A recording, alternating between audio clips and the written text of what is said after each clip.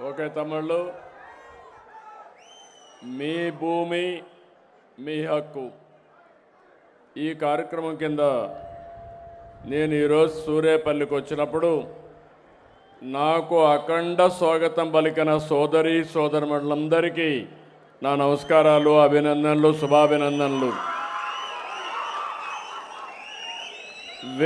వేదికపై ఉండే పెద్దలకి, మా తెలుగింటి ఆడపడుచులకి అందరికి కూడా మరొక్కసారి అభినందనలు. ఈరోజు నేను ఇక్కడికి వచ్చింది 21 నెలలుగా ఈ ప్రభుత్వం చేసిన మంచి చెడులన్నీ మీకు చెప్పడానికి, సమస్యలన్నీ పరిష్కారం చేయడానికి, అదే మరిగా ఇంకొక పక్క మీ అందరి బాగోగులు అర్థం చేసుకోవడానికి నేను ఇక్కడికి వచ్చాను. ఇప్పుడే పట్టాదారు పాస్ పుస్తకం ఇస్తే మీలో సంతోషం చూసినప్పుడు నా జన్మ చరితార్థమైందని మరొకసారి మీ అందరికీ విజ్ఞప్తి చేస్తున్నా. ఎన్నికల ముందు చెప్పాను, ఆ రోజు విధ్వంసం జరిగింది. రాష్ట్రాన్ని ఏ విధంగా చెప్పాలో నాకు తెలియదు, కానీ అన్ని విషయాల్లో సర్వనాశనం చేశారు. విభజన కంటే 19, 24, 5 సంవత్సరాల్లో రాష్ట్రంలో అనేక అరిష్టాలకు చోటు చేసుకున్నది. అందరికీ ఇబ్బందులు వచ్చాయి. మాట్లాడాలంటేనే భయం, నవ్వాలంటే నవ్వే పరిస్థితి లేని పరిస్థితి, ఇంట్లో నుంచి బయట వచ్చే పరిస్థితి లేదు, ఆడబిడ్డలకు రక్షణ లేదు. ఆ రోజు నేను ఒకే మాట చెప్పాను, మేము ఎన్ని అవస్థలు పడ్డామో చూశారు. అయినా కూడా ఈ రాష్ట్రాన్ని మళ్ళీ పునర్నిర్మాణం చేస్తామని ఆ రోజు నేను, పవన్ కళ్యాణ్ గారు, బీజేపీ నాయకత్వం కంకణం కట్టుకొని మీ దగ్గరికి వచ్చాం. ఆ రోజే చెప్పాను, రాష్ట్రంలో అందరి సంక్షేమం, అన్ని ప్రాంతాల అభివృద్ధి, అన్నింటా సుపరిపాలన అందిస్తామని ఎన్నికల్లో చెప్పాను. దానికి కట్టుబడి పనిచేస్తున్నాం. నేను అడుగుతున్నా, ఈ 21 నెలల్లో ప్రభుత్వం బాగా పనిచేస్తుందంటే చేయి పైకెత్తే హర్షాన్ని, ఆమోదాన్ని తెలియజేయాల్సిన అవసరం ఉంది. మీ ఆనందం, మీ ఆమోదం ఈరోజు ఈ ప్రభుత్వానికి శ్రీరామ రక్ష. సూపర్ 6 చెప్పాను. అర్హులైన ప్రతి ఒక్క కుటుంబానికి సంక్షేమం ఇస్తామని చెప్పి సంక్షేమం ఇచ్చిన ఘనత ఈ ఎన్డీఏ ప్రభుత్వానిదని చెప్పి కూడా నేను మీకు తెలియజేస్తున్నా. నేను 4వసారి ముఖ్యమంత్రి. ఎంత లోతుకు పోతే అన్ని గోతులున్నాయి. నాకే దిక్కు తెలియడం లేదు, కానీ ఏదైనా ప్రతి ఒక్క దాన్ని ప్రక్షాళన చేస్తున్నాం. చెప్పిన మాట నిలబెట్టుకుంటూ వచ్చాం. ఇంకో పక్క పెట్టుబడులు పెద్ద ఎత్తున తీసుకొచ్చాం. ఒకప్పుడు పరిశ్రమలు పారిపోయినాయి, ఇప్పుడు పెట్టుబడులు ఇక్కడికి వచ్చే పరిస్థితి వచ్చింది. 20 లక్షల కోట్ల రూపాయల పెట్టుబడులతో రాబోయే 5 సంవత్సరాల్లో కనీసం 23 లక్షల మందికి ఉద్యోగాలు ఇచ్చే బాధ్యత ఈ ప్రభుత్వానిదని చెప్పి కూడా నేను మీకు తెలియజేస్తున్నా. ఎన్నికల్లో చెప్పిన పనులు కానీ, అదే మరి చెప్పని పనులు కూడా చేస్తూ మనం ముందుకు పోతున్నాం. ప్రజాప్రభుత్వం అందిస్తున్న సంక్షేమానికి తిరుగు లేదు, అభివృద్ధిలో ఎదురు లేదు. దీనితో పాటు ఒక సుపరిపాలన ఇవ్వాలనే ఆలోచనతో, ఒక లక్ష్యంతో, ఒక సంకల్పంతో ముందుకు పోతున్నాం. చాలా వ్యవస్థలు ఎక్కడికక్కడ విధ్వంసం అయిపోయినాయి, గాడి తప్పాయి. ఘాట్లో పెడుతున్నాం, అనునిత్యం సంస్కరణ తీసుకొస్తున్నాం. పారదర్శక పాలనకు నాంది పలికాం. ఇంకో పక్క ఈరోజు రెవెన్యూ డిపార్ట్మెంట్ ఉంది.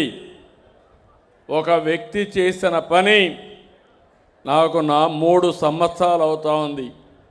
ఒక డిపార్ట్మెంట్ పైన ప్రత్యేకమైన శ్రద్ధ పెట్టి దీన్ని అర్థం చేసుకుని, భూమి అనేది మనందరికీ చాలా జటిలమైన సమస్య.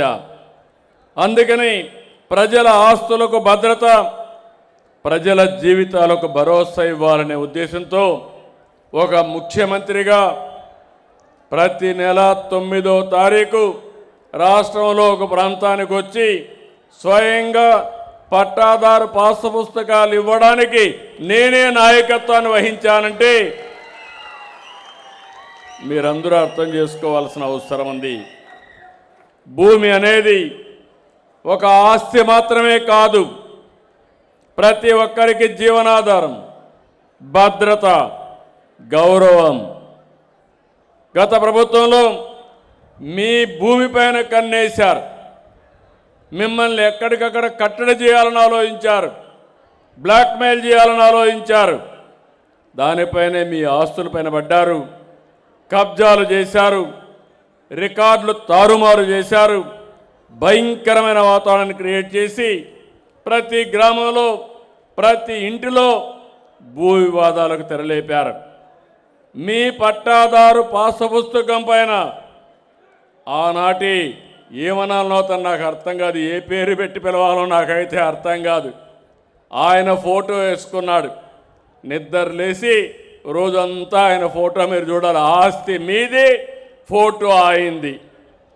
ఇంకో పక్క మీరు ఒకసారి చూస్తే ఆ రోజు మీ పొలం చుట్టూ సరిహద్దులు సర్వే రాళ్లపైన ఆయన బొమ్మ చిక్కించుకున్నాడు. వందల వేల కోట్ల రూపాయలు ఖర్చు పెట్టాడు.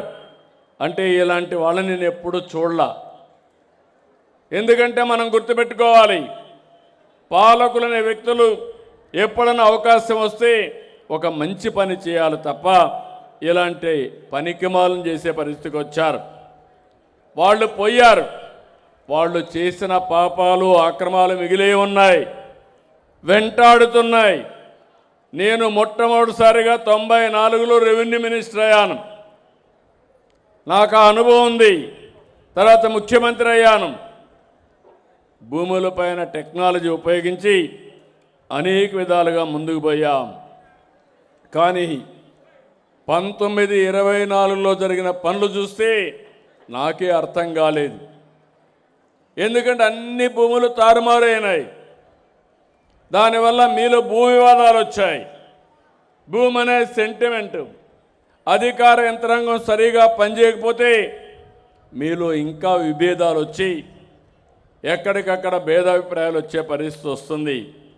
నేను ఆఫీస్కి వెళ్ళాను, ముఖ్యమంత్రిగా మొట్టమొదటిసారిగా వస్తూ ఉంటే ఎవరంటే వాళ్ళు ఆవేశంతో, బాధలతో, ఫ్రస్ట్రేషన్తో అర్జీలు ఇచ్చేవాళ్ళు. ఆ అర్జీలన్నీ చూశాను. 90% రెవెన్యూ డిపార్ట్మెంట్ అర్జీలే. ఆ అర్జీల నుంచి పోలీసులు అంటే మళ్ళా లీగల్ కేసులు, ఇలాంటి చాలా జరిగాయి. అందుకే ఒకే నిర్ణయం చేశాను, ఎట్టి పరిస్థితుల్లో శాశ్వతంగా భూ సమస్యలు పరిష్కారం చేసి మీకు భూ హక్కు ఇచ్చే బాధ్యత నేను తీసుకోవాలని చెప్పి ఒక నిర్ణయం చేశాను,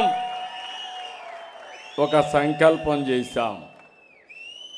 రెవెన్యూ మినిస్టర్ సత్యప్రసాద్ గారు, ఇక్కడే జయలక్ష్మి గారు ఉన్నారు. దీనికి చీఫ్ సెక్రటరీ సాయి ప్రసాద్ గారిని ఇదే పని మీద పెట్టాను. 1 సంవత్సరం మీకు టైం ఇస్తున్నా, ఇవన్నీ చేయండి. దీని యొక్క సీరియస్నెస్ తెలియాలి. మళ్ళీ సమస్య లేకుండా చేయాలంటే నేను కూడా పూర్తిగా సహకరిస్తా అని చెప్పి ఈరోజు మీకోసం 2027 మార్చి నాటికి ఈ ఫైనాన్షియల్ ఇయర్లో 1,12,00,000 పట్టాదారు పాసు పుస్తకాలు పగడ్బందీగా మీకు ఇచ్చే బాధ్యత ఈ ప్రభుత్వం తీసుకుంటున్నాం. దీనికి రీసర్వే 2.0 కింద చేపట్టాం. ఇప్పటి వరకు మొత్తం చూస్తే రాష్ట్రంలో 16,816 గ్రామాలు రీసర్వే చేయాలి. 6,976 గ్రామాల్లో పూర్తి చేశాం. అదే సమయంలో 21,23,000 కొత్త పాసు పుస్తకాలు మీకు ఇచ్చాం. అవి కూడా అప్పుల తడగ్గా తయారు చేసి అవన్నీ కూడా ప్రక్షాళన చేశాం. ఇంకో పక్క జూలై నాటికి 9 లక్షలు ఇస్తాం. ఈ నెలలో 1,56,433 ఇచ్చాం. ఇవి కాకుండా ఇంకా 80 లక్షలు ఇవ్వాలి. ఆ 80 లక్షలు ఇస్తే మొత్తం 1,12,00,000 అవుతాయి. ఇప్పుడే అధికారి చెప్పాడు, మీకు ఇచ్చే పాస్బుక్ ఎవరు తారుమారు చెయ్యలేరు. ఈరోజు మన దగ్గర డబ్బులుంది, కరెన్సీ ఉంది. ఆ కరెన్సీకి ఏ టెక్నాలజీ వాడతామో అదే టెక్నాలజీ మీ పాస్బుక్ వాడాం. ఎవరు కూడా తారుమారు చేయడానికి అవకాశం లేదు. ఇంకో పక్క మీ అందరినీ భాగస్వాములు చేశాం. సమస్య శాశ్వతంగా పరిష్కారం కావాలి. ఆ సమస్యను శాశ్వతంగా పరిష్కారం చేయడానికి మీ ఈకేవైసీ తీసుకుంటున్నాం. మీ ఆధార్ తీసుకుని మీ ముందరిని సర్వే చేపిస్తాం. సర్వే చేసిన తర్వాత మొత్తం రికార్డు తయారు చేస్తాం. ఆ రికార్డు కూడా మీరు సంతకం పెట్టి ఈ రికార్డు కరెక్ట్గా ఉందంటే ఈకేవైసీ తీసుకొని అప్పుడు దాన్ని ప్రింటింగ్ పంపిస్తాం. ప్రింటింగ్ అయిన తర్వాత మళ్ళీ ఆ పుస్తకం వస్తే గ్రామాల్లో ఈకేవైసీ తీసుకొని ఆధార్ తీసుకొని మళ్ళీ ఆ పుస్తకాన్ని మీకు అప్పచెప్తాం. అంటే మీరు గుర్తుపెట్టుకోవాలి, 3 సార్లు ఎలాంటి రాజీ లేకుండా పట్టాదారు ఎవరైతే ఉన్నాడో ఆయనకు చెప్పి ఈకేవైసీ తీసుకొని ఇస్తున్నా. నా ఉద్దేశం ఒకటి, ₹1 కూడా అవినీతి ఇవ్వకుండా ప్రతి ఒక్కరికి శాశ్వతంగా పట్టాదారు పాస్ పుస్తకం ఇవ్వాలనేది నా అభిమతం. ఆ తర్వాత కూడా నేను ఆలోచించాను, ఇక్కడితో అయిపోదు.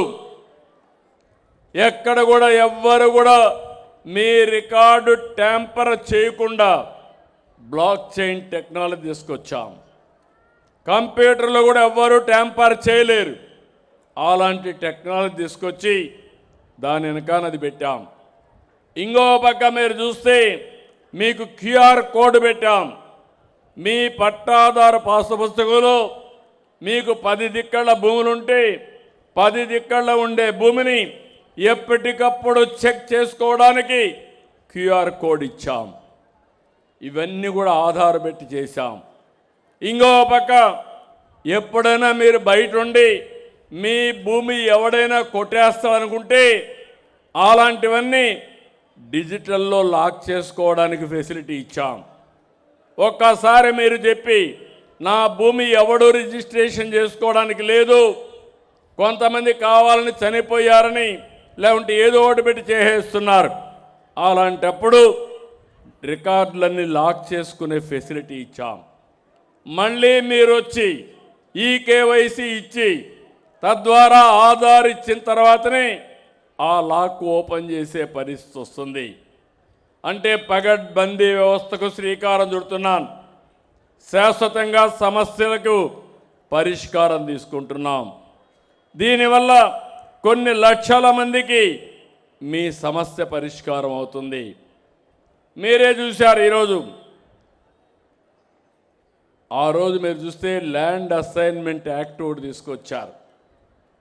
భూమి మీది ప్రైవేట్ ఆర్మీని పెట్టుకొని ఆనాటి పాలకుల యొక్క మనుషులు పెట్టుకొని మీ జుట్టు వాళ్ళ చేతల్లో పెట్టుకొని బెదిరించాలని ప్రయత్నం చేశారు. నేను వస్తానే ఒకటే చెప్పాను, ఏదైతే ల్యాండ్ సీలింగ్ యాక్ట్ని నేను ముఖ్యమంత్రి అయిన వెంటనే రద్దు చేశామంటే అది మాకు మీ మీద ఉండే అభిమానం అని చెప్పి కూడా నేను మీకు తెలియజేస్తున్నా. ఇంకో పక్కన మీ అందరికి హామీ ఇస్తున్నాను, విలేజ్ లెవెల్లో సర్వీస్ ఇనాములు ఉన్నాయి. ఇందులో మీరు చూస్తే ఈరోజు 22A నుంచి 1,37,000 ఎకరాలు పెట్టారు. 1,37,000 ఎకరాలు సర్వీస్ ఇనాముని తొలగించి మీ భూమిని 22A నుంచి తొలగిస్తామని మీ అందరికీ హామీ ఇస్తున్నాను. విలేజ్ సర్వీస్ ఇనాం. ఇంకో పక్కన మరో 1,00,000 ఎకరాలకు విముక్తి కల్పించాలని 2019లో ఒక ఆర్డినెన్స్ తీసుకొచ్చి కేంద్రానికి పంపించాం. ఆర్డినెన్స్ వచ్చింది, కావాలని వీళ్ళు ల్యాబ్స్ చేశారు. ఇప్పుడు మళ్ళీ పంపించి అది కూడా తీసుకొచ్చి మీకు అందరికీ ఆ ఫెసిలిటీ కూడా ఇస్తా. ఇప్పుడు గ్రామాల్లో ఉన్నాయి. 2016 కంటే ముందు 75 లక్షల మంది కుటుంబాలకి అప్పటికే పట్టా ఇచ్చాం. 2016 కట్ ఆఫ్ డేట్ పెట్టుకొని మొత్తం 75 లక్షల మందికి మీరు రిజిస్ట్రేషన్ చేసుకునే హక్కు, ఆ భూమి మీ పేరుతో ఇచ్చే బాధ్యత మేము తీసుకుంటాం. అన్నీ మీ ఇంటి పట్టాలు. ఇంటి పట్టాలు చూస్తే మీరు దాని మీద రిజిస్ట్రేషన్ చేసుకోవచ్చు, అమ్మాలంటే అమ్ముకోవచ్చు, గిఫ్ట్ డీడ్ కావాలంటే ఇచ్చుకోవచ్చు. మీ ఇంటి జాగా మీ హక్కు, మీ ఇంటి జాగా మీరు అనుభవించేట్టుగా ఒక కార్యక్రమం తీసుకొస్తామని చెప్పి కూడా నేను మీకు తెలియజేస్తున్నా. ఈరోజు మొత్తం 22A ఉంది. కావాలని ఇవన్నీ కూడా పెట్టారు. దీంట్లో 14 లక్షల ఎకరాలు పట్టా భూములు తప్పుగా పెట్టి 22Aలో పెడితే గుర్తించాం. ఇందులో కూడా అడ్మినిస్ట్రేషన్ వికేంద్రీకరణ ఇచ్చాం, తహసీల్దార్కి అధికారం ఇచ్చాం, ఆర్డీఓకి అధికారం ఇచ్చాం. ఒకప్పుడు ఆర్డీఓ జేసీ ఉంటే సమస్యలు పరిష్కారం కాకుండా చాలా ఇబ్బందులు వచ్చాయి. ఎక్కడన్నా వెబ్లాండ్లో తప్పులుంటే సోమోటోగా ఆర్డీఓలు తహసీల్దార్లు పరిష్కారం చేస్తారు. 13.59 లక్షల ఎకరాల భూమి ఫ్రీ హోల్డ్ కింద ఉంటే అందులో మొత్తం వెరిఫై చేసి 9,25,000 ఎకరాలు యజమాని హక్కులు కల్పిస్తున్నాం. ఏవైతే ఇంత మునుపు చేసినటువంటి వెరిఫికేషన్ అయ్యింది, కొన్ని తప్పులున్నాయి, అవన్నీ కరెక్ట్ చేసి మీకు ఇస్తున్నాం. ఇంకో పక్క భూ వినియోగ మార్పులు కానీ మిస్సింగ్ సర్వే నెంబర్లో ఉంటే గ్రామంలో పోయి సచివాలయంలోనే మీరు చేసుకునే పరిస్థితులు వస్తాయి. ఇంకో పక్క మ్యుటేషన్ కూడా, మార్పులు చేర్పులుంటే అవన్నీ కూడా మ్యుటేషన్ చేసుకోవాలంటే అవన్నీ కూడా ఇప్పటికీ 9 లక్షలు చేశాం. సేల్ కానీ గిఫ్ట్ కానీ అదే మరి పార్టిషన్ డీడ్స్ కానీ 100% ఆటో మ్యుటేషన్ తీసుకొస్తాం. పట్టణ ప్రాంతాల్లో ఉండే ఆస్తులు కూడా ఆటో మ్యుటేషన్ తీసుకొస్తాం.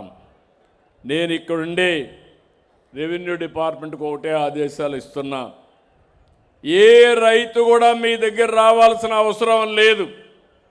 ఒకసారి ఆ ఆస్తి అమ్మితే పట్టాదారు పాసు పుస్తకం అతనికి వెళ్ళాలి. మీ చుట్టూ తిరగాల్సిన అవసరం లేదు. ఇంకో పక్క రెవెన్యూలో కూడా సంస్కరణ తీసుకొస్తాం.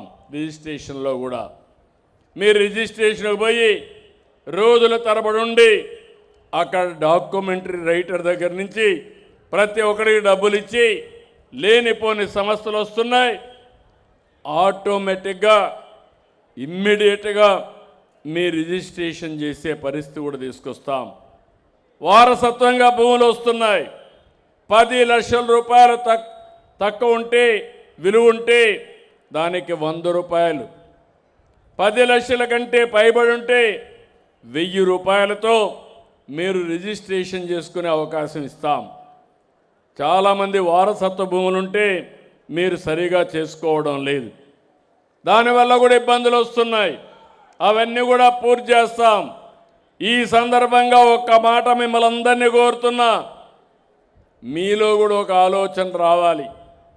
అన్నదమ్ముళ్ళ మధ్య ఆస్తి తగాదాలు అంటే మీకందరికి కూడా అలాంటి వ్యక్తి మనకు ఆదర్శం వద్దు. తల్లిని కోర్టుకి ఇచ్చిన వ్యక్తి మనకు ఆదర్శం కాదని మరొకసారి మీకు తెలియజేస్తున్నా. ఎక్కడికక్కడ అన్నదమ్ములు కానీ కుటుంబ సభ్యులు కానీ భేదాభిప్రాయాలు లేకుండా నేను చాలాసార్లు చూశాను. గట్లు దగ్గర 1 సెంటుకు కొట్లాడుకొని పోలీస్ స్టేషన్కి పోయి కోర్టు చుట్టూరు తిరుగుతూ ఆ ఇంటి కాకి ఈ ఇంటి పైన వాలడానికి లేదని లేనిపోని గొడవలు పడతా ఉంటారు. అలాంటి కక్షలు మనకొద్దు. గౌరవంగా బతుకుదాం. పోలీస్ స్టేషన్ పోతే ఏమవుతుందో మీకు తెలుసు. నేను ఎంత మా పోలీసులు మంచోళ్ళన్నా పోలీస్ స్టేషన్కి పోతే అక్కడి నుంచి సమస్యలే. నేను ఎంత టెక్నాలజీ వాడినా మా రెవెన్యూ కూడా అక్కడక్కడ అందరూ 90% మంచోళ్ళు ఉన్నా ఆ 10%తోనే సమస్య. వాళ్ళకు నాకు పెద్ద కంట్రోల్ చేయాలంటే నేను స్పెషల్గా టెక్నాలజీని వాడే పరిస్థితి వస్తున్న. మనుషులు మారిపోయారు. ఒకప్పుడు విలువలు ఉన్నాయి, అవి కూడా మాట్లాడతా. ఎందుకంటే ఇలాంటి చూస్తే చాలా బాధేస్తుంది. అందుకే కలెక్టర్గా విజ్ఞప్తి చెప్తున్నాను. విభేదాలుండే గ్రామాలు ఐడెంటిఫై చేయండి. 4 విజిట్స్ అనే ఒక కార్యక్రమం పెట్టారు నెల్లూరులో. చాలా సక్సెస్ అవుతా ఉంది. ఫస్ట్ విజిట్ పోయి వాళ్ళని అర్థం చేసుకోవడం, హితవు పలకడం, రెండోసారి మూడోసారి వెళ్ళడం, ఆ ఊరిలో ఉండే పెద్దలను కూడా కూర్చొని పెట్టడం, 4వసారి వరకు చేయగలిగితే 180 సమస్యలు పరిష్కారం అయిపోతున్నాయి. ఎగో ప్రాబ్లమ్స్ వద్దు మనందరికీ. ఎక్కడికక్కడ పట్టుదల వద్దు. బాగుపడే ఆలోచనలు చేద్దాం. అందుకే అందరినీ కోరుతున్నాను, మీరందరూ కూడా చేయాల్సింది ఎట్టి పరిస్థితుల్లో భూ వివాదాలకు స్వస్తి పలకదాం. నేను చేయాల్సింది నేను చేస్తా, మీరు సహకరిస్తే శాశ్వత పరిష్కారం చేస్తామని చెప్పి కూడా నేను మీకు తెలియజేస్తున్నా. ఇప్పుడే కలెక్టర్ నాకు హామీ ఇచ్చాడు. జిల్లా మొత్తం 22A కిందుండే భూములన్నీ వెరిఫై చేసి 5 వారాల్లో ఈ జిల్లా 22A లేని జిల్లాగా తయారు చేసే బాధ్యత జిల్లా కలెక్టర్ గారు తీసుకున్నారు. ఇది మొట్టమొదటి జిల్లా అవుతుంది. నేను అభినందిస్తున్నా. అది అయిన తర్వాత నేను సర్వే చేసి మీకు అందరికీ పట్టాలు ఇస్తా. అది అయిన తర్వాత మీలో మార్పు రావాలి. అదే మార్పు గొడవలు లేనటువంటి జిల్లాగా తయారు చేసే బాధ్యత మీ అందరిది అని చెప్పి నేను మీకు తెలియజేస్తున్నా. మీకు ఫ్రీగా ఉంటే కొట్లాడుకోకుండా ఇక్కడే నేను ఒకటే మీ అందరికీ హామీ ఇస్తున్నాను. టూరిజం పైన ఎక్కువ ఫోకస్ చేస్తున్నా. Eco tourism, temple tourism, beach టూరిజానికి పోతున్నాం. ఈరోజు నేను సూర్యలంక బీచ్ చూస్తున్నాను. ఆంధ్రప్రదేశ్లోనే కాదు, దేశంలోనే one of the best beach మన బాపట్ల దగ్గర ఉంది. అందరూ గోవాకి వెళ్తున్నారు. రేపు మొత్తం ప్రపంచం అంతా సూర్యలంకకు వస్తుందని మరొక్కసారి మీ అందరికీ విజ్ఞప్తి చేస్తున్నా. క్లీన్ బీచ్ కూడా, సుందరమైన బీచ్. నేను ఎప్పుడో సమైక్య ఆంధ్రప్రదేశ్లో ముఖ్యమంత్రి నాడు ఫుడ్ ఫార్ వర్క్ అని తీసుకొచ్చి మ్యాంగ్రోవ్ చెట్లేసి మొన్న ఆ ఫోటో చూపిస్తే ఆ ఫోటో చూస్తే నాకు ఎంత ఆనందం అయిందంటే ఇది మన సూర్యలంకలో ఉందా ఎక్కడుందా అని నేనే ఆలోచించే పరిస్థితి వచ్చాను. అలాంటి బ్యూటిఫికేషన్ ఇక్కడ ఉంది. సూర్యలంక బీచ్ని అభివృద్ధి చేస్తాం. ఇంకో పక్క మీ అందరికీ చెప్తాను, దీనివల్ల ఈ ప్రాంతంలో వ్యవసాయమే కాకుండా టూరిజం అభివృద్ధి అవుతుంది, హోటల్స్ వస్తాయి, అదే మరిగా పర్యాటకులు వస్తారు. దీనివల్ల ఉద్యోగాలు ఎక్కువ వస్తాయి, ఆదాయం పెరిగే పరిస్థితి వస్తుంది. దీన్ని కూడా తీసుకొస్తాం. ఇప్పుడే ఇక్కడ చూస్తే సముద్రం నీళ్ళని ఉపయోగించి సీవీడ్ తయారు చేస్తున్నారు. ఇప్పుడే కలెక్టర్ గారు చూపించారు. ఈ seaweed one of the best seaweed వస్తుందంటే భూమిలో వచ్చే ఆదాయమే కాకుండా సముద్రపు నీరు కూడా ఉపయోగించుకుంటే సీవీడ్ డెవలప్ చేసి అదనపు ఆదాయం వచ్చే పరిస్థితి వస్తుంది. నా ఆలోచన ఎంత సమయమైనా మీ అందరికీ ఏం చేయాలి, ఏం చేస్తే మీ ఆదాయం పెరుగుతుంది, ఏం చేస్తే మీ జీవన ప్రమాణాలు పెరుగుతాయని నేను ఆలోచిస్తున్నాను. అందుకే మళ్ళీ చెప్తున్నా, ఈ సముద్రం దానిపైన ఆధారపడిన వారి యొక్క సొంతం. మత్స్యకారులు ఉన్నారు, ఎన్నో సంవత్సరాలుగా సముద్రం పైన ఆధారపడ్డారు. వేటే వాళ్ళ యొక్క ప్రధాన జీవనోపాధి. ఇప్పుడు తమిళనాడు నుంచి కొంతమంది ఇక్కడికి వచ్చే పరిస్థితికి వస్తున్నారు. నేను ఒకటే వాళ్ళకి చెప్తున్నాను, అధికార యంత్రాంగానికి కూడా చెప్తున్నాను, బయట ప్రాంతం నుంచి ఎవరు వచ్చినా ఎట్టి పరిస్థితులు ఉపేక్షించం, అలో చేయమని మరొక్కసారి వాళ్ళందరికీ హెచ్చరిస్తున్నా. No tolerance, zero tolerance on that. మంత్రులు, ఎమ్మెల్యేలు, ఎంపీలు, ప్రజాప్రతినిధులు మీరు కూడా జాగ్రత్తగా ఉండాలి. మన వాళ్ళకి ఎవరికి కూడా జీవనోపాధికి నష్టం జరగడానికి వీలు లేదు. నేను ఒక పక్క సముద్రంలో ఉండే సంపదే కాకుండా సముద్రం పైన ఆధారపడి సీవీడ్ కూడా ఉపయోగించుకొని, టెక్నాలజీ ఉపయోగించుకొని ఇంకా అదనపు ఆదాయం చేయాలంటే కొంతమంది ఈ పరిస్థితికి వస్తున్నారు. ఎవరైతే మత్స్యకారులు ఉన్నారో వాళ్ళందరికీ విజ్ఞప్తి చేస్తున్నా, ఏదైతే ఇప్పుడుండే ప్రభుత్వం ఒక జీవో తీసుకొచ్చి చెరువుల్లో చేపలు పెంచుకోవడానికి కూడా రద్దు చేసే పరిస్థితికి వచ్చారు.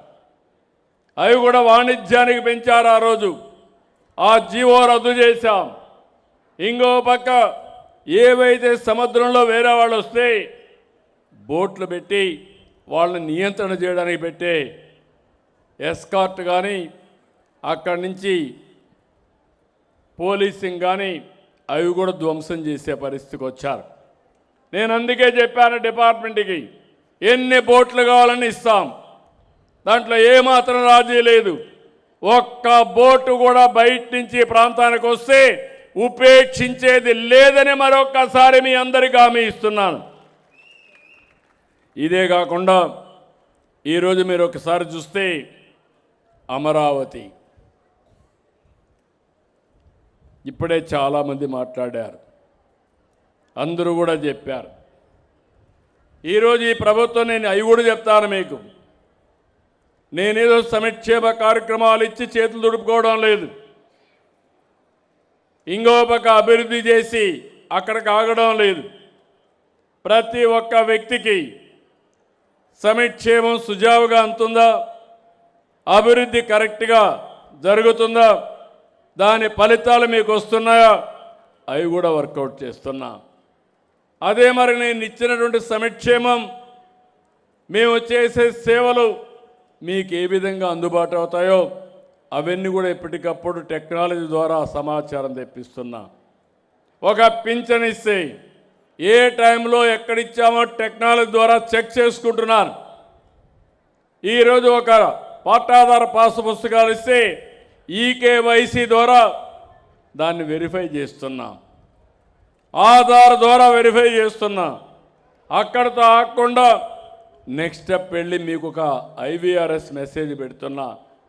అధికారి దురుసుగా ప్రవర్తించాడా, డబ్బులు తీసుకున్నాడా, గౌరవంగా ఇచ్చాడా, ఇలాంటివన్నీ తెప్పిస్తున్నా. మేమందరం కూడా ప్రజాప్రతినిధులే కాదు, ప్రజలకు సేవకులం. ముఖ్యమంత్రి దగ్గర మొదలుకొని గ్రామ స్థాయిలో ఉండే నాయకుడు వరకు, గ్రామ స్థాయిలో ఉండే అధికారి వరకు మీకు అంకితమైన భావంతో పనిచేయడం మా బాధ్యత. అందుకే ఈ కార్యక్రమం తీసుకొచ్చాం.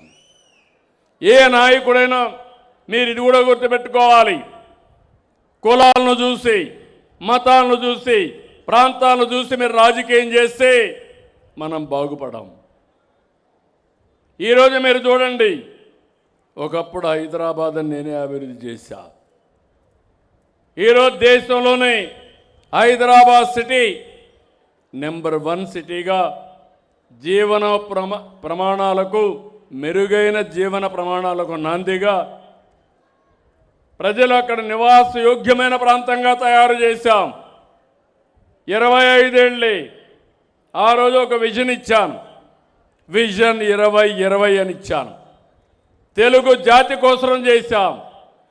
ఈరోజు విభజన జరిగింది, అది తెలంగాణకి వెళ్ళింది. కానీ అక్కడ కూడా తెలుగు వాళ్ళే ఉన్నారు.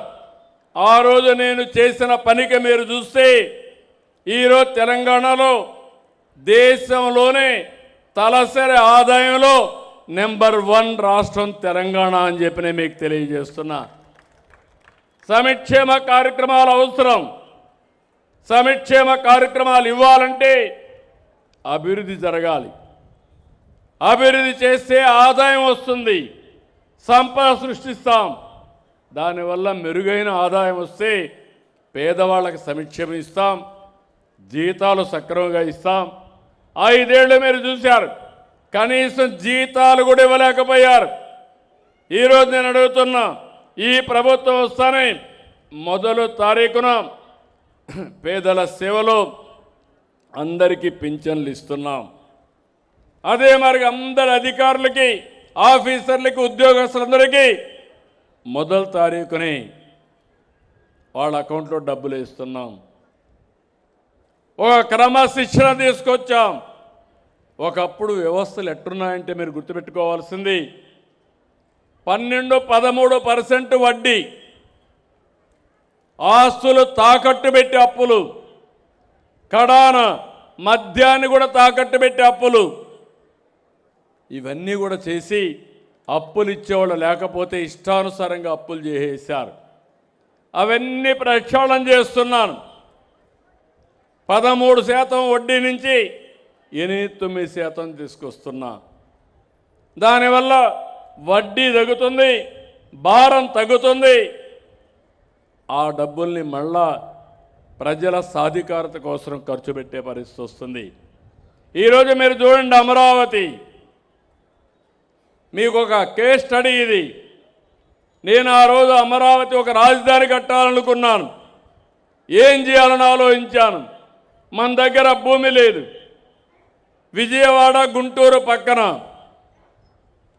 ఆ ప్రాంతంలో కడదామని ఆలోచిస్తే నేను ఒక పిలుపిచ్చాను రైతులకి, మీరందరూ ముందుకు రండి, మీరు భూమి ఇవ్వండి, ల్యాండ్ పూలింగ్లో ఇవ్వండి, నేను అమరావతిని కట్టి మీ భూములకు మీకు ఇచ్చేదానికి ఆస్తి పెంచుతానని ఒక్క మాట చెప్తే 29,000 మంది రైతులు 33,000 ఎకరాలు భూమి స్వచ్ఛందంగా ముందుకొచ్చి ల్యాండ్ పూలింగ్లో ఇచ్చారు. ఆ పేరు కూడా నేను పెట్టింది ఆ రోజు రామోజీరావు గారు ఒకసారి సజెస్ట్ చేశారు. దీనికి ఒక చరిత్ర ఉంది, నేను మీడియాలో ఉన్నా, మీరు ఆలోచించండి. ఆలోచించి మీకు బాగుందనిపిస్తే అమరావతి అనే పేరు పెట్టండి, సబబుగా ఉంటుందంటే నేను ఆ పేరు ఆలోచించి అమరావతి అని పేరు పెట్టాను. మీ పౌరాణికాల్లో మీరందరూ చదివి ఉంటారు, దేవతల రాజధాని అమరావతి, ప్రజా రాజధాని అమరావతి. ఆ పేరు పెట్టంగానే అందరూ ఆమోదించారు. నేను అక్కడికి ఆగలేదు.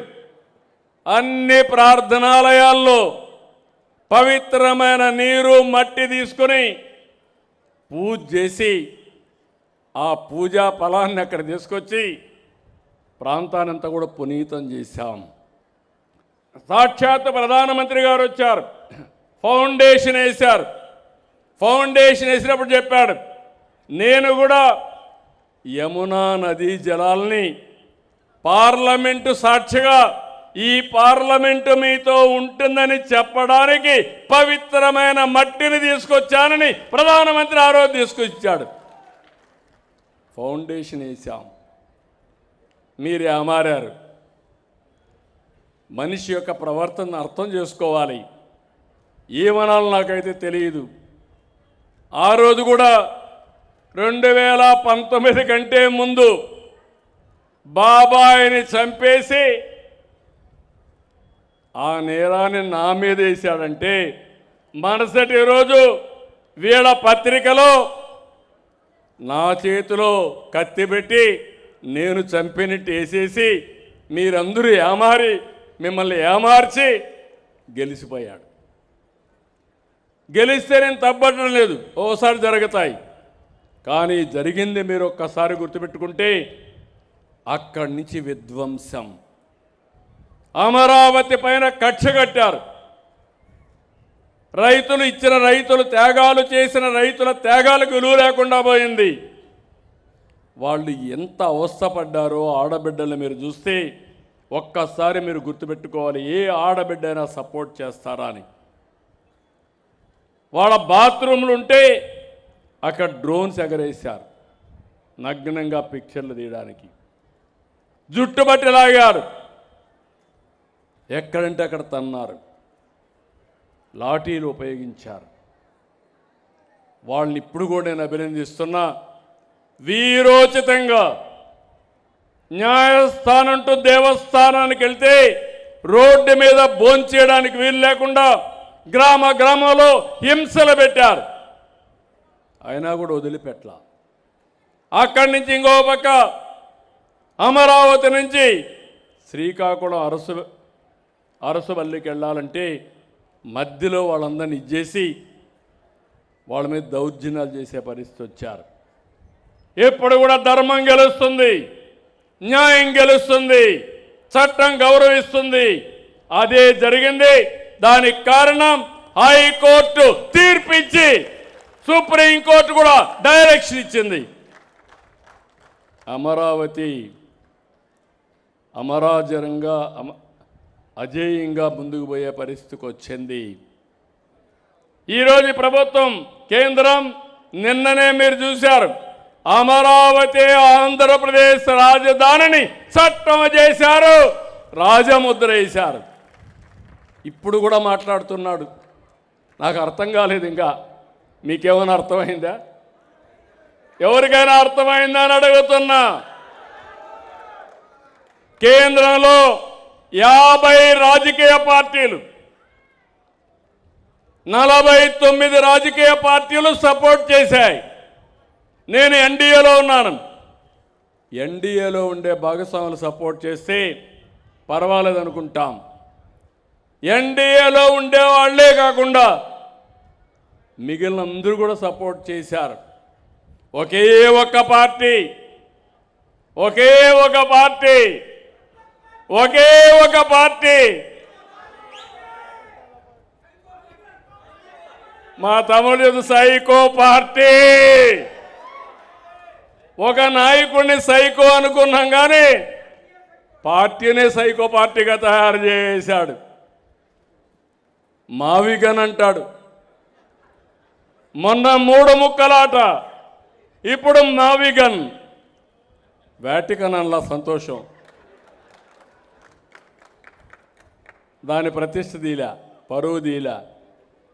దీనికంటే ఏమి ఎక్స్పెక్ట్ చేస్తారు మీరు అడుగుతున్నా. ఆడబిడ్డల గౌరవాన్ని గురించి మాట్లాడుతున్నాడు. అమరావతి ఆడబిడ్డల్ని ఎన్ని అవమానాలు చేశారు. సోషల్ మీడియాలో పెట్టి ఎంత క్యారెక్టర్ అసాసినేషన్ చేశారు. కడాన మా మిస్సెస్ను కూడా ఏ విధంగా చేశారు. ఆయన మిస్సెస్ని చేస్తే నేను ఖండించా. కనీస సభ్యత లేదు. ఇలాంటి వాళ్ళని ఏమనాలి నాకైతే అర్థం కాదు. ఇప్పుడు అంటున్నా మళ్ళీ అమరావతి కట్టలేమంట. నీలాంటి 1000 మంది కాదు సైకోలు ఎవడొచ్చినా అమరావతి ఆగదు. ఆగాలని మిమ్మల్ని అడుగుతున్నా. అమరావతి జోలుకొస్తే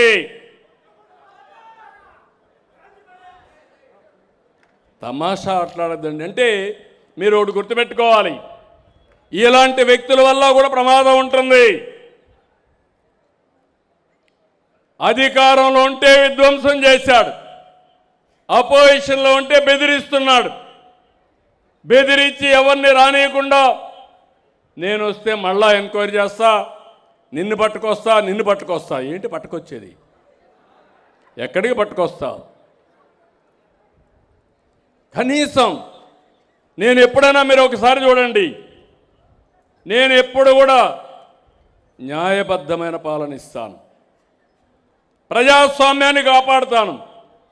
అదే సమయంలో ప్రజల ఆస్తులకు భవిష్యత్తుకు ఇబ్బంది కలిగి వచ్చినప్పుడు నా ప్రాణాన్ని కూడా లెక్క చేయకుండా పోరాడాను. ఆ విషయం మీరు గుర్తుపెట్టుకోవాలి.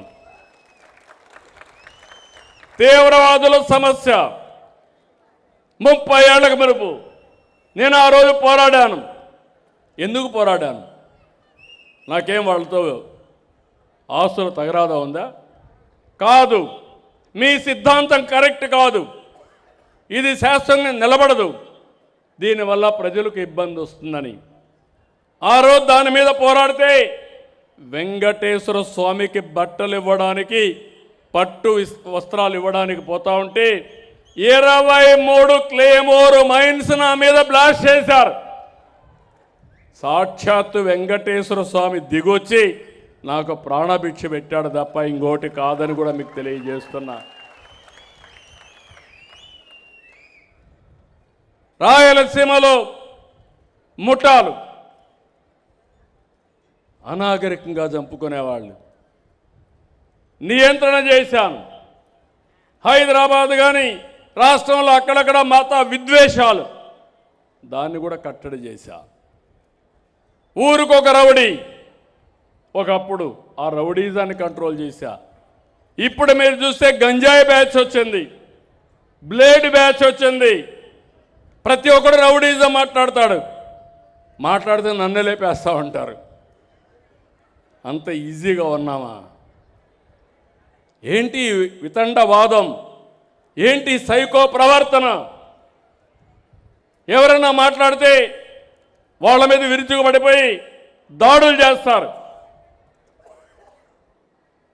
ఏమీ అనకుండా ఒక పేపర్ మీద ఇంత రాద్ధాంతం చేస్తున్నావే, నీ పేపర్ కానీ మీ నాయకులు కానీ ఆడబిడ్డల్ని ఎంత వేధించారు, ఎంత మానసికంగా దెబ్బతీశారు, సమాధానం చెప్పే పరిస్థితి ఈ సైకో పార్టీకి ఉందా అని మిమ్మల్ని అడుగుతున్నా. వీళ్ళు కావాలన్నా మీకు అని అడుగుతున్నా ఇప్పుడు. కానీ మీరేంటంటే మాకెందుకు వచ్చింది, నువ్వు పోరాడు, మేము చూస్తూ ఉంటాం అనే పరిస్థితిలో ఉన్నారు. మీరు ఉన్నారు. నేను అడుగుతున్నా, ఇలాంటి వ్యక్తి ఆ రాజకీయ పార్టీ లేకపోతే ఇంట్లో నుంచి బయట వస్తాడని అడుగుతున్నా. ఇలాంటి నేచర్ ఉండే వ్యక్తి మీరు ఆలోచించుకోవాలి. ఇవి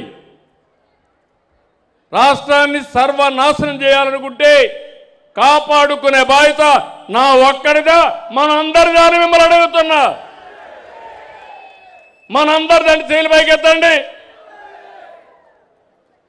మన పిల్లల భవిష్యత్తు కోసం ఇప్పటికే నష్టపోయాం. 2014 విభజన, రాజధాని లేని రాష్ట్రం, ఆదాయం లేని రాష్ట్రం, తక్కువ ఆదాయం వచ్చే రాష్ట్రం. 2019లో విధ్వంసం, 2024లో ఇప్పుడిప్పుడు రికవర్ అవ్వడానికి ప్రయత్నం చేస్తున్నాం. కనీసం ఒక 10-20 సంవత్సరాలు ఉంటే ఎక్కడికక్కడ మనం ముందుకు పోయే పరిస్థితి వస్తుంది. అప్పుడప్పుడు తీవ్రవాదుల గురించి మాట్లాడుతున్నాను. వాళ్ళు కూడా ఎక్కడో అడవుల్లో ఉంటారు, ఒకసారి వచ్చి అటాక్ చేసి మళ్ళా వెళ్ళిపోతారు. అంటే భయభ్రాంతులు చేస్తారు.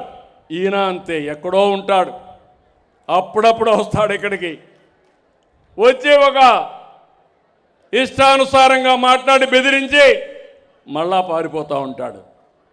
ఇలాంటి నాయకులు మనకు కావాలని అడుగుతున్నా. సమస్యలపైన చెప్పండి, నేను పోరాడతా. వాస్తవాలు మాట్లాడండి, నేను జవాబిస్తా. కానీ అమరావతిలో అవినీతి జరిగిపోయిందంట. అమరావతికి 2 లక్షల కోట్లు కావాలంట. అమరావతి ల్యాండ్ మానిటైజేషన్ ప్రాజెక్టు హైదరాబాద్లో ఒకప్పుడు ₹1,00,000 20,000 ఎకరా ఉంటే అభివృద్ధి అయిన తర్వాత 175 కోట్ల రూపాయల ఎకరా అయ్యింది. అది సంపద సృష్టించే మార్గం. ఇది మీరు చేసేది విధ్వంసం. ఇప్పుడు అంటున్నాడు విజయవాడ, గుంటూరు, మచిలీపట్నం అదే చేస్తున్నాం. CRDA అంటే అమరావతి పేరు చెప్పడానికే ఇష్టపడిన వ్యక్తి ఈ రాష్ట్రాన్ని పాలించే అర్హత ఉందా తమ్ముళ్ళు అని మిమ్మల్ని అడుగుతున్నా. ఇలాంటివన్నీ కూడా మనం గుర్తుపెట్టుకోవాల్సిన అవసరం ఉంది. నేను ఒకటే మిమ్మల్ని అందరినీ కోరుతున్నా, ఈరోజు ఎందుకంటే నేను చెప్పాలి, గట్టిగా చెప్పాలి. ఏదో పార్టీ ఉందని ఒక 50 మందిని రోడ్లు వేసుకొచ్చి విధ్వంసం క్రియేట్ చేసి, లా అండ్ ఆర్డర్ క్రియేట్ చేసి, ప్రజలకు ఇబ్బందులు కలిగించే పరిస్థితి ఏదైనా మాట్లాడితే దానిపైన నా మీద, పార్టీ మీద, ప్రజాస్వామ్యం గురించి మాట్లాడతారు. కడాన మీరు చూస్తే నేను ఈరోజు అరెస్ట్ చేయాలంటే ఎంతో పడుతుంది. ఇలాంటి వ్యక్తుల్ని చెయ్యను, చట్టం దాని పని చేస్తుంది తప్ప నేను ఎప్పుడు కూడా తప్పు చేయను. అదే ఆ రోజు మీరు చూడండి, నేను నంద్యాలలో ఉంటే నోటీసు కూడా ఇవ్వకుండా నన్ను దేశపై ఏ తప్పు చేయకుండా జైల్లో పెట్టేశాడు. అంటే మీరందరూ గుర్తుపెట్టుకోవాలి, ఇలాంటి నాయకుల్ని మనం ప్రోత్సహిస్తే ఎవరికి రక్షణ ఉంటుంది, ఏ ఆడబిడ్డకు రక్షణ ఉంటుంది, ఎవరికి భవిష్యత్తు బాగుంటుందో ఆలోచించాల్సిన అవసరం ఉంది. అందుకే అప్పుడప్పుడు పవన్ కళ్యాణ్ గురు కూడా అంటారు, నేను కూడా చెప్తాను మీ అందరికీ, మళ్ళీ మనందరి జీవితాలు బాగుంటే ఇలాంటి వ్యక్తుల్ని చరిత్రలో మర్చిపోవాలి. ఇలాంటి వ్యక్తుల వల్ల మనకు లాభం లేదు, యామారితే మనకు చాలా నష్టం వస్తుందని చెప్పి కూడా నేను మీకు తెలియజేస్తున్నా. ఇక్కడికి వచ్చినప్పుడు నేను ఒకటే హామీ ఇస్తున్నా, ఈ సభ ద్వారా ఈ ప్రభుత్వం అన్ని విధాల ప్రయత్నం చేస్తాం, సర్వశక్తులు ఒడతాం. ఈ రాష్ట్రాన్ని 2047కి భారతదేశంలోనే నెంబర్ 1 రాష్ట్రం ఏదంటే దానికి చిరునామాగా ఆంధ్రప్రదేశ్ ఉంటుంది. ప్రపంచంలోని ఒక అగ్రజాతిగా తయారు చేసుకుంటాం. ఈరోజు ఇంకొక పక్క మీరు చూడండి, యుద్ధాలు ప్రపంచం మొత్తం కూడా ఏ విధంగా అమెరికా, ఇజ్రాయెల్, ఇరాన్ ఈ యుద్ధంతో మన జీవితాలు కూడా ఇబ్బంది పడే పరిస్థితి వస్తున్నాయి. గ్యాస్ అందుబాటులో లేదు, ఎల్పిజి ఇబ్బందులు ఉన్నాయి. మనం పండించిన పంటలకు గిట్టుబాటు ధర లేకుండా ఎక్కడికక్కడ సప్లై చైన్ అంటే ఎగుమతులు దిగుమతులు ఇబ్బందులు కలిగే పరిస్థితి వస్తూ ఉంది. ఇలాంటి ఇబ్బందులు ఉండే సమయంలో తట్టుకునే వ్యవస్థను క్రియేట్ చేసుకోకపోతే ఇంకా నష్టపోతాం. ఆ విషయం కూడా మీరు గుర్తుపెట్టుకోవాల్సిన అవసరం ఉంది. ఈరోజు ప్రపంచంలో జరిగే యుద్ధాలు మన చేతుల్లో లేవు. దాన్ని సమర్థవంతంగా బేరీ చేసుకుని ఎక్కడికక్కడ ఏం చేస్తే మనకు ఇబ్బందులు తగ్గుతాయో ఆలోచించుకుంటూ మనం తప్పు చేయకుండా ముందుకు పోవాల్సిన బాధ్యత మన పైన ఉందని చెప్పి కూడా నేను మీకు తెలియజేస్తున్నా. ఇక్కడికి వచ్చినప్పుడు మీరు ఒకసారి చూస్తే నేను ఇంత మునిపే చెప్పాను, ఇక్కడ అధికార యంత్రాంగం అంతా ఉన్నారు. నేను వాళ్ళందరినీ ఒకటే కోరుతున్నా, ప్రతి ఒక్కరు కూడా మనం గుర్తుపెట్టుకోవాల్సింది, నేను సుపరిపాలన మాట్లాడాను, టెక్నాలజీ మాట్లాడాను. ఎవరికి ఇబ్బంది లేకుండా, ఎక్కడా అవినీతి లేకుండా అన్ని సేవలు అందించాల్సిన అవసరం ఉంది. కొన్ని డీబీటీ ఇస్తున్నాం, నేరుగా మీ అకౌంట్లో ఇస్తున్నాం. కొంత డీబీటీ తీసుకోలేని వాళ్ళకి, ముసలి వాళ్ళకి పింఛన్లు ఇంటి దగ్గరికి వచ్చి ఇస్తున్నాం. మధ్యాహ్న భోజనం లాంటి కైండ్తో కొన్ని సంక్షేమ కార్యక్రమాలు ఇస్తున్నాం. కొన్ని సేవలు అందిస్తున్నాం, ఆర్టీసీ కానీ. ఇవన్నీ నాకు చాలా సంతోషం. మా ఆడబిడ్డలు ఈరోజు మీటింగ్కి చాలా బాగా వచ్చారు.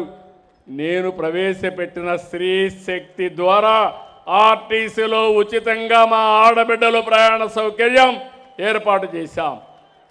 మీరు కూడా మగవారితో సమానంగా ముందుకు రావాలి. తొందరలో 33% చట్టసభల్లో ఆడబిడ్డలకు కూడా రిజర్వేషన్లు వస్తున్నాయి. గట్టిగా మగవాళ్ళందరూ కూడా చప్పట్లు కొట్టి అభినందించండి. 33% వస్తున్నాయి. దీన్ని కేంద్రాన్ని అభినందిస్తున్నా. చిరకాల కోరిక ఎన్నో సంవత్సరాలుగా ఇది నా కల. చట్టసభల్లో మా ఆడబిడ్డలు 30% ఉంటే చాలా మార్పులు వస్తాయి.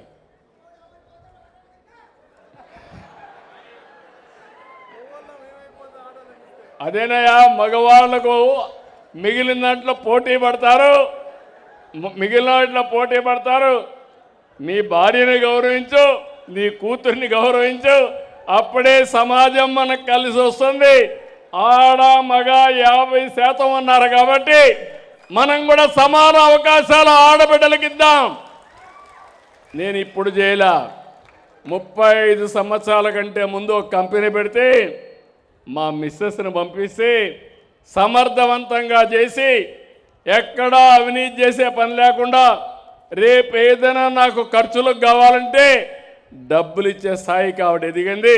ఇప్పుడు మా కోడలు కూడా ఆ పని చేసుకుంటా ఉంది.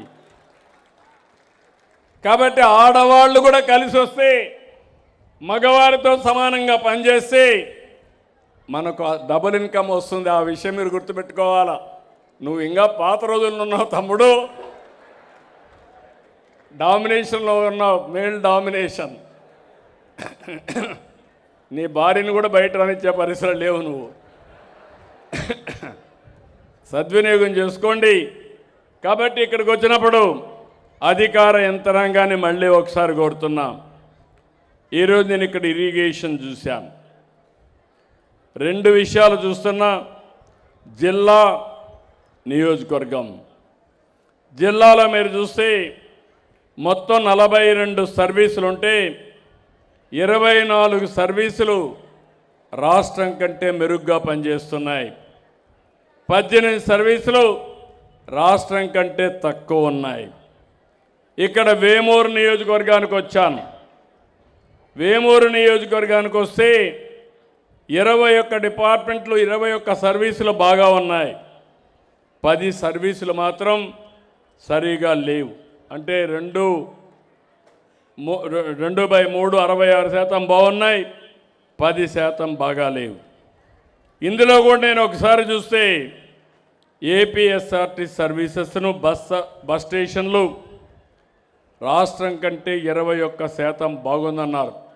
ఎవరు ఆర్టీసీ? ఇక్కడ depot manager. Okay, congratulations, well done, మనస్ఫూర్తిగా నీకు అభినందనలు. అదే మరిగా ఏపీఎస్ఆర్టీసీ బస్సులు కూడా బాగున్నాయని పెట్టారు.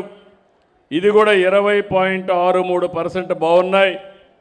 బాగున్నాయంటే గట్టిగా చప్పట్లు కొట్టి అభినందించండి. మంచిగా చేసిన వాళ్ళు అభినందిద్దాం, మంచిగా చేయకపోతే గట్టిగా చెప్దాం. మూడోది BC hostels, BC welfare hostels ఎవరు?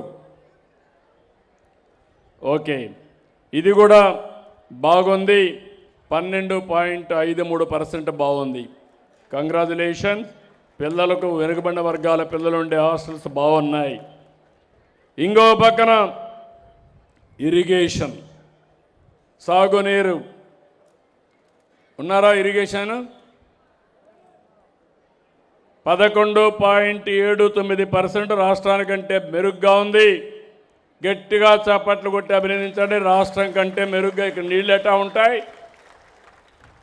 పట్టెసీమ పెట్టి గోదావరి నీళ్లు ఇప్పటికే మీకు ఇస్తున్నాం. రాబోయే సంవత్సరం గోదావరి పుష్కరాల కంటే ముందు పోలవరం పూర్తి చేసి జాతికి అంకితం చేస్తాం. అప్పుడు ఇంక నీటి సమస్య లేదు మీకు. నేను 72% పూర్తి చేసి, ఇంత మునిపే చెప్పాను, ఏం పిలవాలో నాకు తెలియదు ఆయన పేరు. ఆ రోజు నేను చేసి సరిగా పర్యవేక్షణ పెట్టకుండా డయాఫామ్ వాల్ని గోదావరిలో కలిపేశాడు, పోలవరాన్ని గోదావరిలో కలిపేశాడు. 440 కోట్ల రూపాయలతో పని పూర్తి చేశాను. ఇప్పుడు మళ్ళీ కేంద్రం ముందుకొచ్చి దాన్ని రిపేర్ చేసే లాభం లేదు, 1000 కోట్లు అవుతుంది.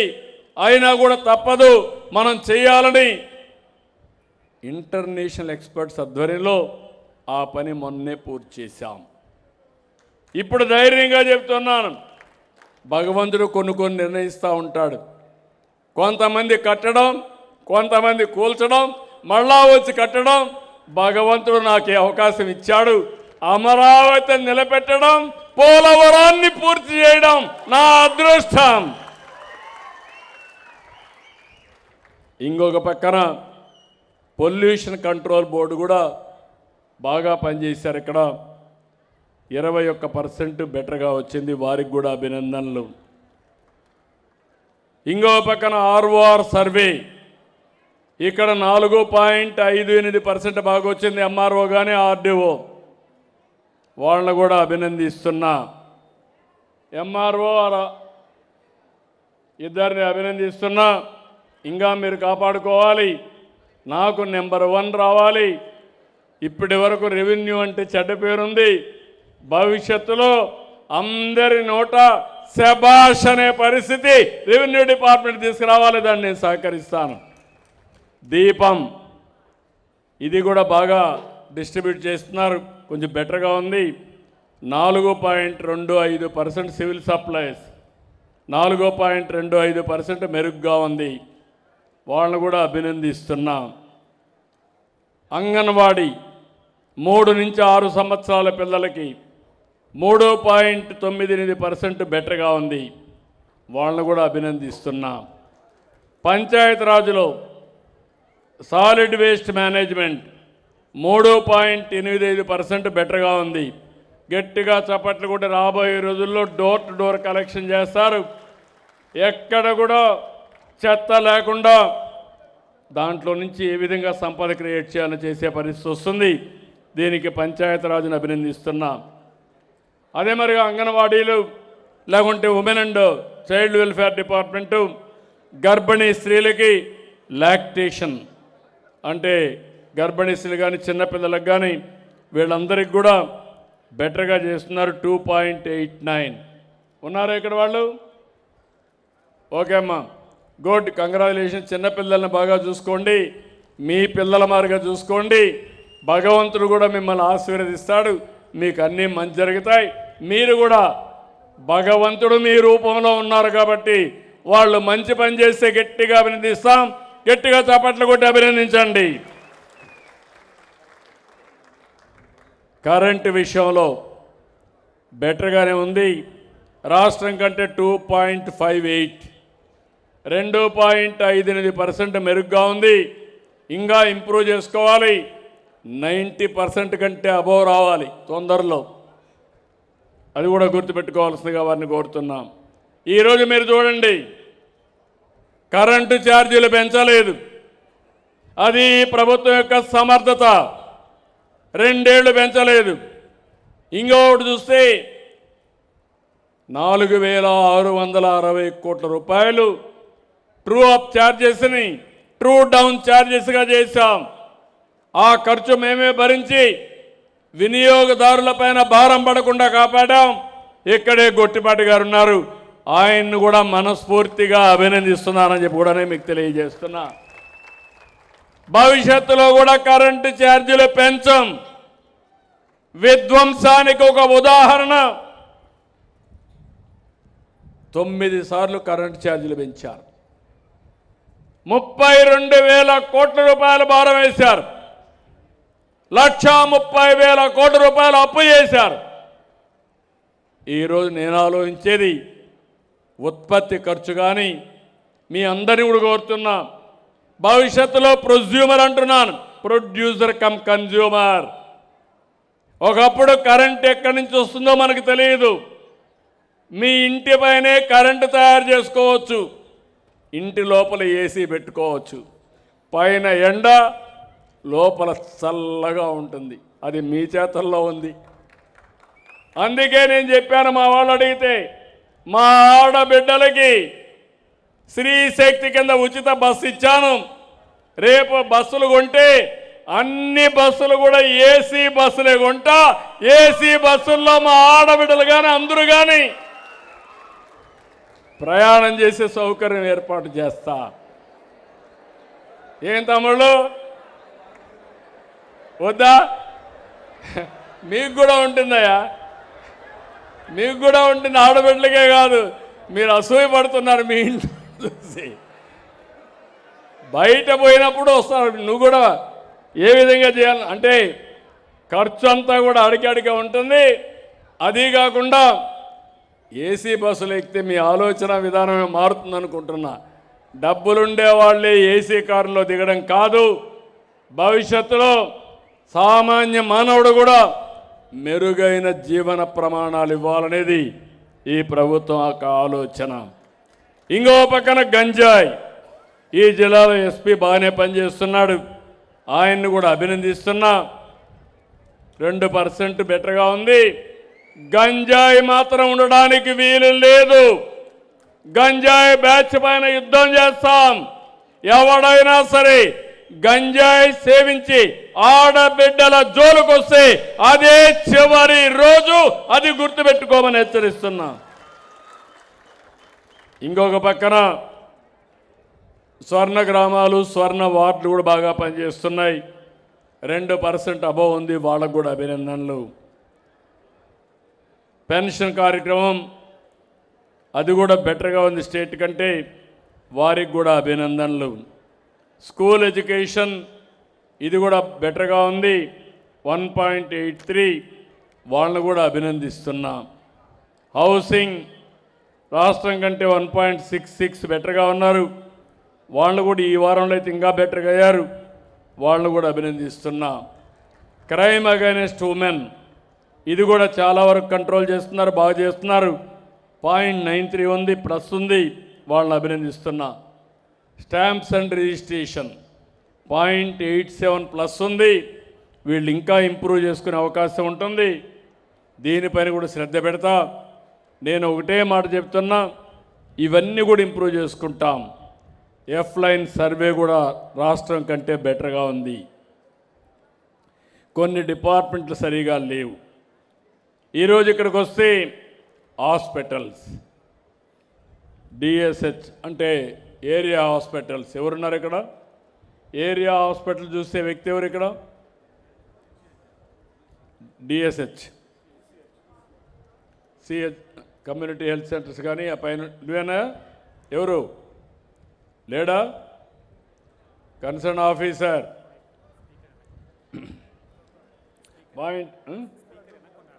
వెనకానుంది చూడమ్మ తల్లి, సరిగా లేవు, కొంచెం ఇంప్రూవ్ కావాలి. రాష్ట్రానికంటే బిలోలో ఉన్నావు, బీ క్లియర్, ఎప్పటికప్పుడు చూసుకొని టైటన్ చేయాలి.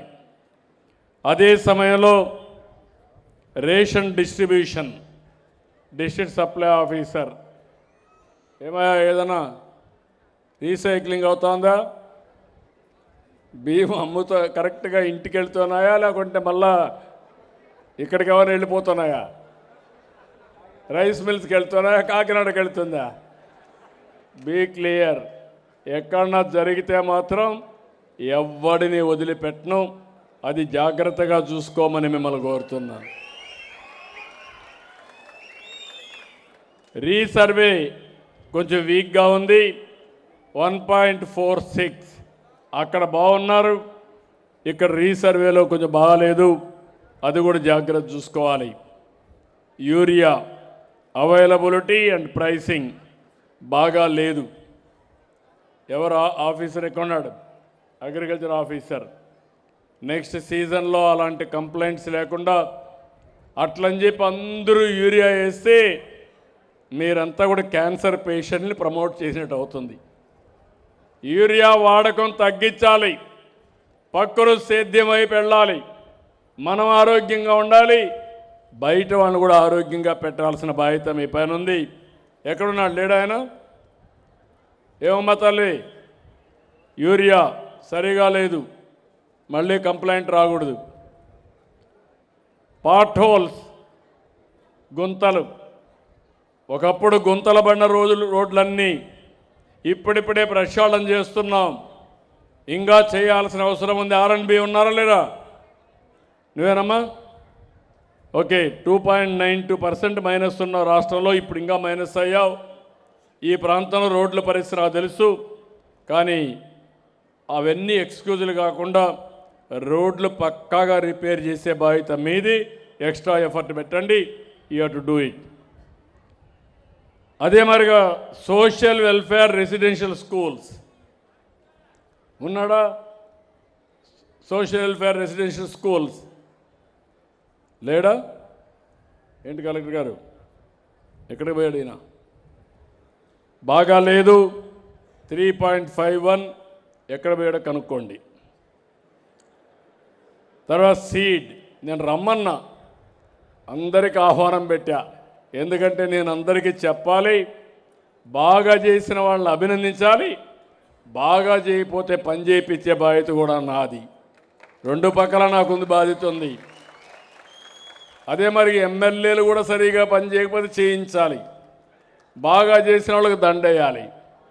వాళ్ళకు కూడా చెప్తున్నా, అట్లా చెప్పి పెదవి వచ్చిందని నాకు తెలియదయ్యా. బాగా చేస్తే నాకు వచ్చేస్తుంది. ఎలక్షన్ల ముందు కూడా మిమ్మల్ని అడిగా, ఆ రోజు కూడా మీరందరూ దండేస్తేనే మీ చేతులు ఎత్తే నేను దండేసా. రేపు కూడా అంతే. నాకు కూడా నా సీటు కూడా నేను ఇచ్చుకుంటానంటే మీరందరూ ఆమోదిస్తేనే నేను కూడా సీట్ ఇచ్చుకుంటా, లేకపోతే నా సీటు కూడా క్వశ్చన్ మార్కే. కాబట్టి ఇక్కడికి వస్తే సీడ్ విషయంలో ఇది కూడా బాగలేదు తల్లి. అగ్రికల్చర్ లేడు, సీడ్ కూడా బాగాలేదు, యూరియా బాగాలేదు. కలెక్టర్ గారు అగ్రికల్చర్ పైన శ్రద్ధ పెట్టాలి. ఏంటమ్మా, సీడ్ బాగాలేదు, యూరియా బాగాలేదు. Be clear. స్ట్రాంగ్ లీడర్షిప్ ఇవ్వండి, జాగ్రత్తగా చేయండి. మిడ్ డే మీల్ స్కీమ్ ఉన్నాడా? Mid day meal scheme, mid day meals, మధ్యాహ్న భోజనానికి పోయాడంటే ఎడ్యుకేషన్ డిపార్ట్మెంట్ 8% మైనస్ ఉంది. Be clear. తిరగండి, క్వాలిటీ పెంచండి, దాంట్లో ఎక్స్క్యూజ్ ఏముండదు.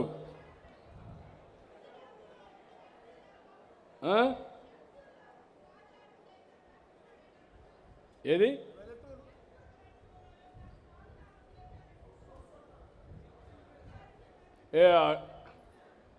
నువ్వు వచ్చి మాట్లాడు. ఈ విషయం కాకపోతే వచ్చి మాట్లాడి నేను చెప్తాను, నీకు ఏం చేయాలో చెప్తాను. ఆ అమ్మాయిని ఆ పక్కన చూసి పెట్టి నేను వింటాను. ఆవిడ్ని అక్కడ నేను పోయేటప్పుడు మాట్లాడిచ్చాను, నేను మాట్లాడతాను. అదే మరి ఇంకో పక్కన ప్యాడీ ప్రొక్యూర్మెంట్ కూడా బాగాలేదు. ప్యాడీ ప్రొక్యూర్మెంట్ ఎవరు చూస్తున్నారు? అది కూడా అగ్రికల్చరే కాదు, సివిల్ సప్లైస్. సివిల్ సప్లైస్ లేడా? నువ్వేనమ్మా? బాగాలేదు.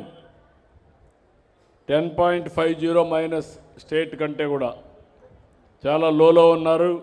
ఇది గవర్నమెంట్కి చాలా ప్రెస్టీజియస్ కార్యక్రమం. డబ్బులు కూడా 24 అవర్స్లో ఇస్తున్నాం. దయచేసి మళ్ళీ చెప్తున్నా, ఎక్కడా కంప్లైంట్ రాకూడదు. ఏం చేస్తారో కరెక్ట్ చేసుకోండి. ఇసుక ఇది కూడా బాగాలేదు. ఏంటి ఇసుకాసురులు ఉన్నారేంటి ఇక్కడ? మైనింగ్ ఎవరు ఇక్కడ? ఏమయ్యా మహానుభావ, నువ్వు లాస్ట్లో ఉన్నావు. నేను ఫ్రీ ఇసుక ఇస్తా ఉంటే ఆ ఇసుక నువ్వు డిస్ట్రిబ్యూట్ చేయకుండా చెడ్డ పేరు తెస్తే ఎట్లా? మైక్ ఇవ్వండి ఆయనకు, ఆయన మాట విందాం. ఏం హామీ ఇస్తాడు?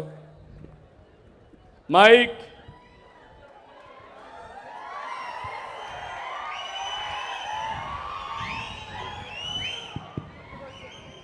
నమస్కారం సార్.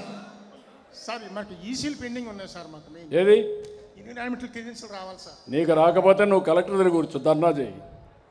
నువ్వు నాకు చెప్తే ఎట్లయ్యా? నీకు ఏదైనా ప్రాబ్లం ఉంటే కలెక్టర్ నువ్వు సార్ట్అవుట్ చేసుకోండి. నాకు కంప్లైంట్ రాకూడదు. నేను 1000 కోట్ల రూపాయలు పోగొట్టుకొని ఆదాయం లేకపోయినా ఇబ్బందులు పడుతూ నేను ఆ రోజు ఒక మాట ఇచ్చాను, ఉచిత ఇసుక ఇవ్వాలని మాట ఇచ్చా. ఆ మాట నిలబెట్టుకున్నా, దాన్ని అమలు చేసే బాధ్యత మీది. సార్ ఏప్రిల్ అండి, ఈ మంత్ ఎండింగ్ వస్తున్నాయి సార్. ఏం బ్రదర్? ఈ మంత్ ఎండింగ్ వస్తున్నాయి సార్. ఈ మంత్ ఎండింగ్ వస్తున్నాయి సార్ అన్ని పర్యావరణ పరిమితులు. నాకు తెలియదు కలెక్టర్ గారు, మీ ఇద్దరు బాధ్యత. ఈ 6 డిపార్ట్మెంట్ ఇక్కడ వీక్గా ఉన్నాయి, ఇవన్నీ కరెక్ట్ చేయాలి. నేను మళ్ళా వస్తూ ఉంటా. వారానికి 3 గంటలు కూర్చొని నేను రివ్యూ చేస్తున్న ఆర్టీజీఎస్లో ఎక్కడ కూడా జీరో టాలరెన్స్ అండ్ సర్వీస్. నేను అందరినీ గౌరవిస్తా. మీరు బాగా చేస్తే మీ పక్కన కూర్చొని 1 గంట కాలక్షేపం చేస్తూ ఒక కాఫీ కూడా ఇచ్చి మిమ్మల్ని అభినందిస్తా. చేయకపోతే మాత్రం నీకు దండం పెడతా. దండం పెట్టడమే కాదు, మళ్ళా కూడా నిన్ను వదిలిపెట్టను. నేను ఒకటే చెప్తాను అందరికీ, నా కమిట్మెంట్ ఈ ప్రజల కోసం. అందుకే ఒక మాట అన్నాను, రాజకీయాల్లో కూడా నన్ను ఆ రోజు ఏం చేశారంటే, నేనే ముఖ్యమంత్రి, తెల్లారి నిద్రలేశాను. సాక్షి టీవీలో వచ్చింది, వివేకానంద రెడ్డి గుండెపోటుతో చనిపోయాడు. నేను కూడా పాపం అన్నా. మా ఆఫీసర్లు కూడా నాకు చెప్పలేదు, మా రాజకీయ నాయకులు చెప్పలేదు. సాయంత్రానికి మళ్ళా ట్విస్ట్ చేసి గుండెపోటు పోయి తండ్రి లేని బిడ్డ, ఇప్పుడు తండ్రి పోయాడు, చిన్నాన్న కూడా చనిపోయాడని సాయంత్రం. నెక్స్ట్ డే నిద్రలేస్తానే కత్తి నా చేతిలో పెట్టి నావాసుర రక్త చరిత్ర. మారీచుడు బెటర్ అనిపిస్తున్నాడు నాకు. మారీచుడు కొన్నిసార్లు వేషాలు వేశారు, కానీ ఈ పగటి వేషాలు నాకైతే అర్థం కాల.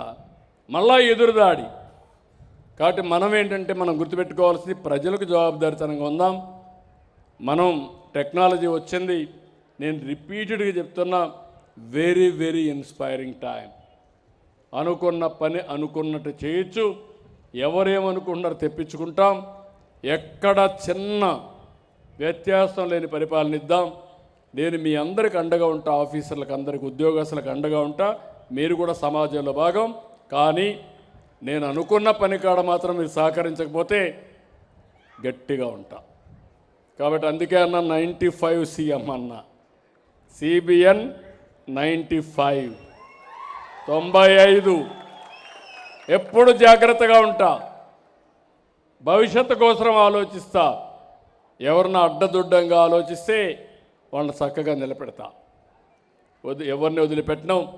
కాబట్టి ఈరోజు మీ అందరికీ మళ్ళా ఒకసారి విజ్ఞప్తి చేస్తున్నా. ఈరోజు మీరు చూశారు, మీలో కూడా ఒక మార్పు కోరుతున్నా. మీలో కూడా ఒక బాగా పాజిటివ్గా ఆలోచించండి. నేను అడిగిన దానికి ఎప్పటికప్పుడు మీరు సమాచారం కూడా ఇవ్వండి.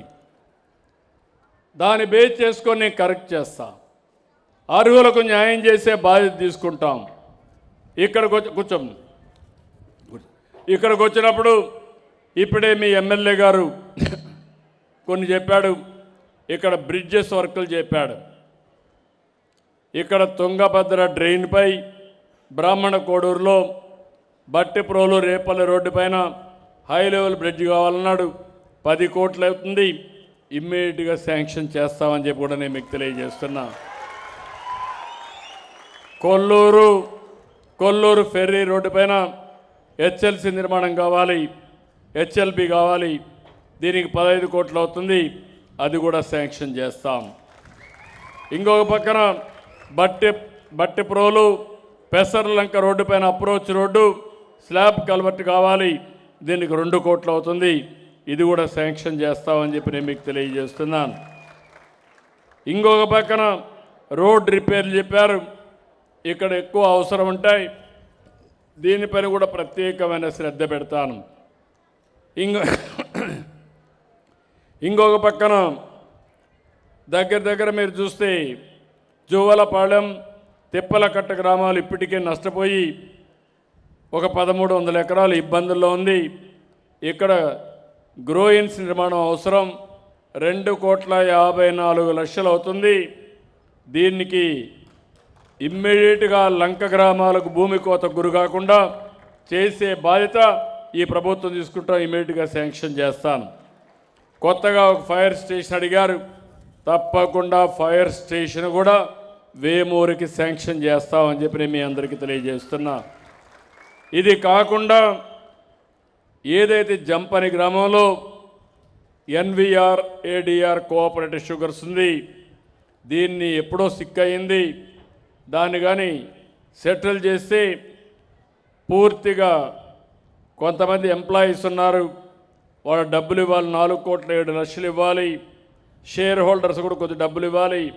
రెండు కలిపి 4 కోట్లు ఇస్తే ఇంకొక 2.5 crore షేర్ హోల్డర్స్కి ఇవ్వాలి.